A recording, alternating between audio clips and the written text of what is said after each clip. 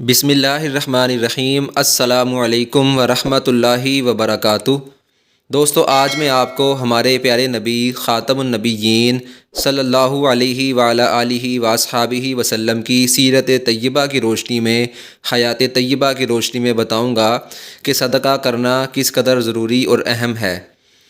دنیا سے رحلت فرمانے تک صدقہ۔ ام المؤمنین حضرت عائشہ رضی اللہ تعالی عنہا فرماتی ہیں کہ نبی اکرم صلی اللہ علیہ وآلہ وسلم کا مرض الوفات جب شدت اختیار کر گیا تو اس دوران میرے پاس آپ صلی اللہ علیہ وآلہ وسلم کے 6 یا 7 دینار رکھے ہوئے تھے۔ آپ صلی اللہ علیہ وآلہ وسلم نے مجھے حکم دیا کہ میں انہیں ضرورت مندوں میں تقسیم کر دوں، لیکن میں آپ صلی اللہ علیہ وآلہ وسلم کی تیمارداری میں ایسی مشغول ہوئی کہ میں وہ دینار تقسیم نہ کر سکی۔ چنانچہ حضرت صلی اللہ علیہ وآلہ وسلم نے مجھ سے پھر دریافت فرمایا کہ ان سونے کے دیناروں کا کیا ہوا؟ میں نے عرض کیا کہ میرے پاس ہی ہیں۔ یہ سن کر حضرت صلی اللہ علیہ وآلہ وسلم نے ان دیناروں کو منگوایا۔ میں لے کر حاضر خدمت ہو گئی۔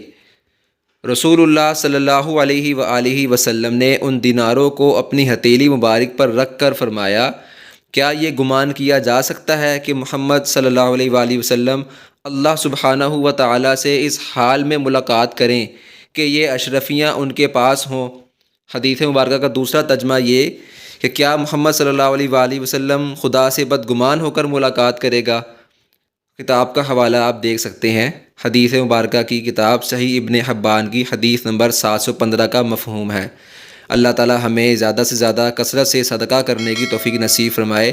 ہم نے زیادہ سے زیادہ صدقہ کرنے کا اہتمام کرنا ہے۔ اللہ تعالی ہمیں عمل کرنے کی اور اس کو دوسروں تک پہنچانے کی توفیق نصیب فرمائے۔ جزاکم اللہ خیرہ۔